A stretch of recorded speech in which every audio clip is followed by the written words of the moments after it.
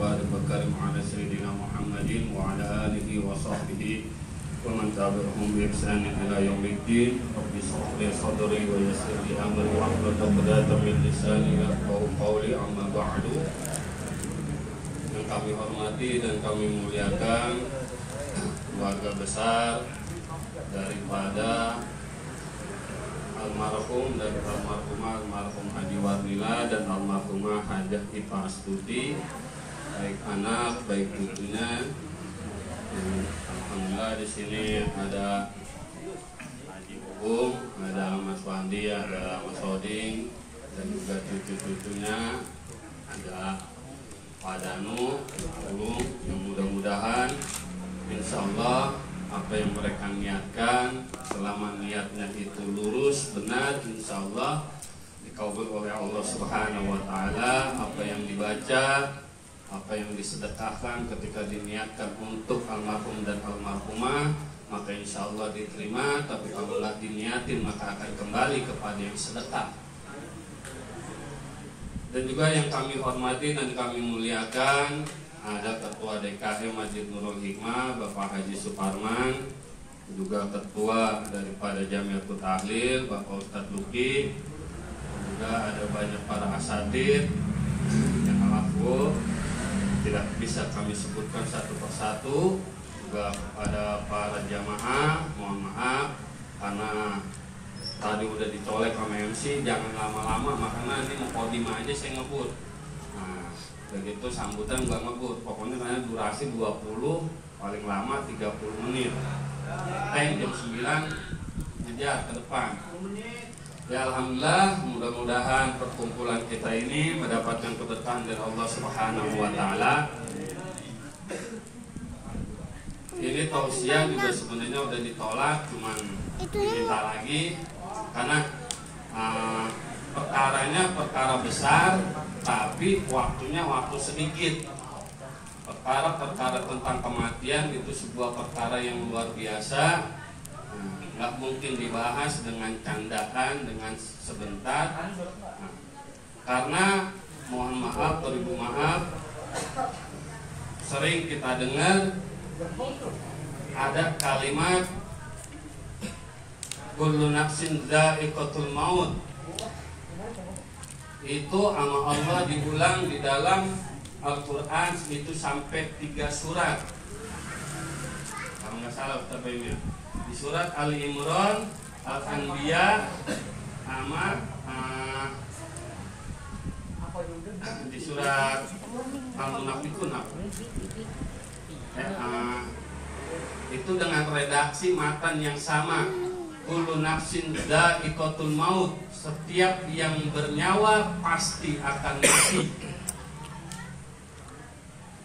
Ketika suatu kematian adalah sebuah penutup, ataupun di dalam hadis sebuah penghilang kelezatan akan nikmat dunia.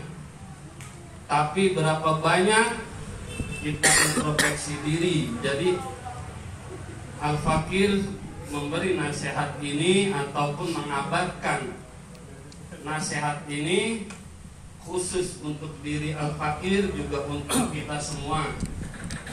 Sekali-sekali kita coba tafakur tentang kematian. Jangan hanya ayat itu sekilas lewat kita tahlil sering, nganter jenazah sering, tapi ternyata itu nggak berbekas kepada kita. Karena banyak kaul-kaul daripada hadis. Jadikan kematian itu sebagai guru kehidupan. Makanya ketika ada sahabat itu mengatakan ketika berkumpul dengan baginda Rasul, sahabat cerdas. Karena asbab daripada hadis ini sehingga kita akhirnya mengetahui. Ketika para sahabat mengatakan Fa'ayyul mu'minina atyas, wahai Rasul, mukmin yang bagaimana sih yang cerdas? Cerdas itu lebih pintar daripada orang pintar. Di sini ternyata orang cerdas bukan yang banyak hafalan Qur'annya, bukan yang banyak hafalan hadisnya. Tapi ternyata di sini dikatakan oleh Nabi qol aktaruhum lil maut dzikra. Yang paling banyak lil maut dzikra. Ini tadi pengen ngecein si Dede nih.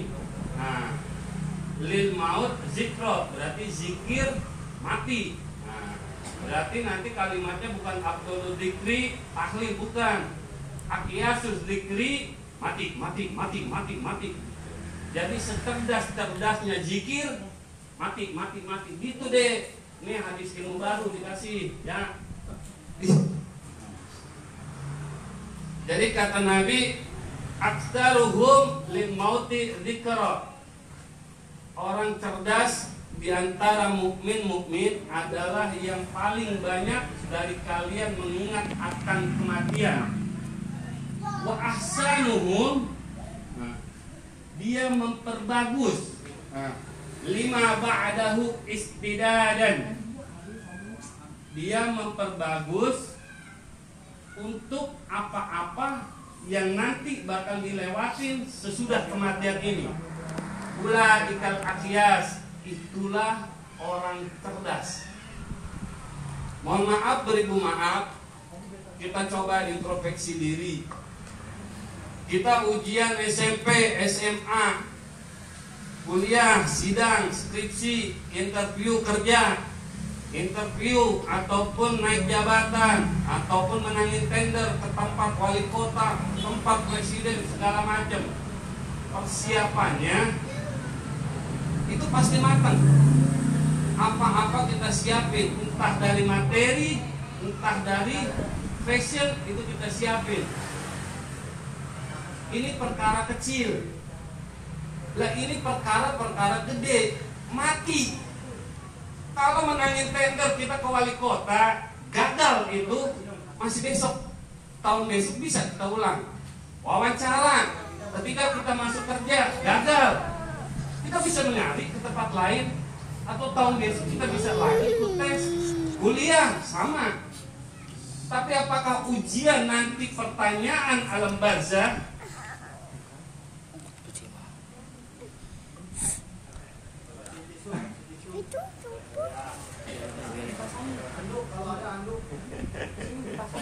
Apakah pertanyaan alam barzah ketika kita gagal untuk menjawab, apa bisa malaikat bisa nggak ikut lagi wawancara tahun depan atau 1000 tahun lagi, bisa nggak? Ketika gagal di ujian kuburan ataupun gagal di yaumul hisab, nggak ada ujian susulan, nggak ada lagi wawancara baru. Kerja kita masih bisa wawancara ke tempat lain, kerja cari tempat lain. Tapi ketika ujian pertanyaan kubur ataupun nanti wawancara di yaumul hisab, kalau gagal, innalillahi wa inna ilaihi rajiun, naudzubillah min dzalik. Gak akan itu bisa diulang. Tapi maaf, beribu maaf, berapa banyak kita lihat ataupun kita introspeksi diri, apakah kita ikut masuk ke dalam orang-orang seperti itu? Berapa banyak ayat-ayat Quran, berapa banyak hadis menyampaikan setiap alasan-alasan orang yang ketemu dengan saya itu selalu dipatahkan oleh Allah dalam ayat-ayatnya ataupun dalam hadis-hadisnya. Makanya itu di hadis dikatakan secerdas-cerdasnya orang adalah yang paling banyak mengingat mati dan memperbagus. Lihat di sini kalimatnya, memperbagus persiapan akan sesudah kematian itu. Hadis di sini ini memperbagus akan amal. Amal bukan semau kita, tapi semau Allah dan Rasulnya. Jangan sampai nanti amal ini, ya kemarin saya sampaikan di tempat Haji Parman, semua amal pasti ada syarat dan ketentuan. Ibadah mahdoh, sholat, puasa, zakat, haji, syahadat, itu pasti ada syarat, ada rukun, ada syarat sah. Ketika ini ada yang gagal, maka syarat putus. Ketentuan sama. Setiap amal pasti punya ketentuan. Ketentuan pertama adalah ikhlas. Karena itu dalam surat Al-Anbiya Allah memerintah mukhlis. Kita menjadi orang yang ikhlas. Ketentuan suatu amal adalah ikhlas. Dan dia tidak boleh terpolusi oleh penyakit-penyakit hati, takabur, ujub, riya, sum'ah dan lainnya. Pernahkah kita introspeksi diri? Apakah amal-amal kita sudah memenuhi syarat dan ketentuan? Karena di situ makanya kalimatnya perbagus, yang paling bagus mempersiapkan akan bekalnya. Di lain hadis, di riwayat Imam Ahmad, untuk memperbagus akan amal ini membutuhkan sebuah dorongan, ghirah. Makanya Nabi mengatakan al-kais, orang cerdas, mandana nafsah, mereka yang mau introspeksi diri, mandana nafsah wa amila lima ba'dal maut. Ketika dia selesai introspeksi diri, muhasabah diri, maka akan keluar semangat untuk dia membuat sebuah amal yang baik. Hati-hati. Di hadis ini ada lawannya. Mohon maaf, beribu maaf, untuk orang-orang awam, orang-orang yang mengaku bertorekoh, yang mengaku bertasawuf. Ya, dengerin. Pertama, al-kais, mandana nafsah wa amila lima ba'dal maut wal ajis. Dan orang yang lemah, lihat, orang yang lemah, mohon maaf, beribu maaf, ini kena kepada orang-orang awam dan orang torekoh sempalan dan tasawuf sempalan. Wal aziz, dan orang-orang lemah, man atba'u nafsahu hawaha wa tamanna 'ala Allah. Perhatiin kalimatnya, introspeksi diri. Apakah sifat ini ada sama kita? Sifat ini bukan hanya mengena ngincer untuk orang awam. Ustadz, kiai bisa kena. Jadi hadis ini unik. Yang pertama dikatakan orang yang cerdas. Lawan cerdas apa? Hah? Lawan cerdas bodoh, bukan lemah, ya kan? Tapi lihat uniknya hadis ini. Makanya tapi nggak saya panjang, ntar PR aja karena ntar kelamaan udah diambil sama MC. Lawan dari cerdas harusnya bodoh. Nah, tapi di sini bukan kalimat bodoh, karena yang bodoh nanti ada lagi. Di sini orang yang lemah, wal aziz, man atba'a nafsahu hawaha. Barang siapa yang mengikuti, menuruti akan nafsu-nafsu yang itu jelas berlawanan dengan Quran dan hadis.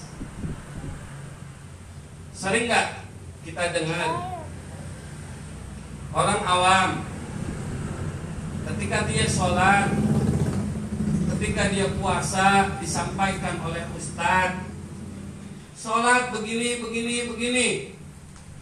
Ya Allah gak tahu, gua mau udah berumur. Ya jelas Allah tahu. Kalau Allah nggak maha tahu, udah berhenti aja dari Allah, dari Tuhan yang lain. Allah maha tahu. Ya Allah juga tahu. Gua mah ribet ini kerja, ngurusin anak, ngurusin ini. Alasan-alasan umur, alasan anak, alasan istri itu udah dibahas semua di Quran. pembatal argumen-argumen itu udah ada di Quran semua. Pasrah aja, rezeki mah udah Allah yang ngatur. Gua diem di rumah, kalau Allah pengen ngasih rezeki juga ntar kaki gua dilangkahin. Dia kalimat pasrah alias males. Nah, males di dalam Islam jelas. Makanya Nabi mengajarkan Allahumma inni a'udzubika minal kasal wajubni, berlindung daripada malas. Jangan sampai nanti. Makanya di hadis itu selesai, man atba'a nafsahu hawaha wa tamanna 'ala Allah. Ini orang-orang toreko, orang-orang tasawuf terkena ini. Wa tamanna 'ala Allah. Mereka malas ngaji, malas nuntut ilmu. Orang awam sama, malas ngaji, malas nuntut ilmu, tapi berangan-angan. Wa tamanna 'ala Allah. Lalu mereka berangan-angan kepada Allah. Berangan-angan apa? Yang tegak Allah ngampunin, yang tegak Allah ibu pengen sholat Firdaus. Banyak nggak orang begitu? Tasawuf nggak begitu perasaan. Tasawuf sempalan. Nah, itu tawakalnya diplesetin kepada males belajar syariat. Mohon maaf, orang-orang toreko, perhatiin, orang-orang toreko, orang-orang tasawuf yang udah ikut 2 tahun 3 tahun, coba suruh belajar syariat, tanya syariatnya, tanya makhorijil huruf, tanya sifatnya, tanya fikihnya. Mereka mengatakan, ya penting sholat mah hati. Akhirnya keluar apa? Islam elit. Tuh, itu tasawuf tanpa bersyariat. Makanya ulama mengatakan syariat tanpa tasawuf fasik. Tasawuf tanpa syariat zindik luar dari Islam. Karena kita lihat ada orang tasawuf dia zikir di Bogor. Di Bogor pulang harusnya bawanya talas. Dia pulang ngaku apa? Aneh, dapat wahyu, ngaku jadi nabi. Nah, ada yang ngaku jadi pimpinan Jibril. Ini bertasawuf tanpa bersyariat. Makanya di situ kalimatnya wa tamanna 'ala Allah, lalu mereka berangan-angan kepada Allah. Nah, angan-angan yang menjebak. Mohon maaf, beribu maaf, ayat ini saya sampaikan bukan untuk bapak-bapak ataupun menyudutkan kepada perorangan atau kepada siapapun. Ini pun sama, pengingat pribadi. Setelah pencerdasan ini, akhirnya saya sampaikan sebuah alasan yang sering kita dengar. 10 menit lagi masalahnya ini. Coba kita buka, nih Ustadz Dani biasanya sering ngepet nih kalau saya ngomong nih. Buka surat ke-35 ayat ke-37 surat Al-Fatir. Kalau ani yang baca kayaknya kurang mantep, enak mah biasanya nih agung, kalau enggak Ustadz Bustami nih, karena kalimatnya sama kayak surat As-Sajdah ayat ke-12. Itu kan kalau Imam Sudais kan mantep, Rabbana. Ya, entah dikata-kata Mas Saudi mau enggak jadi ya. Nah, itu kan jelas Rabbana absorna. Tapi kalau ini Allah menghantam kepada orang-orang yang ngeles dengan bahasa umur. Dan ayat ini adalah warning keras. Bukan kata saya, tapi menurut para ahli hadis dari Imam Bukhari, Imam Muslim, karena langsung kepada Ibnu Abbas. Ayat ini itu sindiran keras untuk mereka yang berumur 60 ke atas. Nah, warning terhadap yang umur 40 masuk 40. A'udzubillahi minasyaitonirrajim. Ustaz Dani udah ketemu belum? Nah, takut ntar salah baca. Wahum yastorikum fiha. Wahum yastorikum fiha.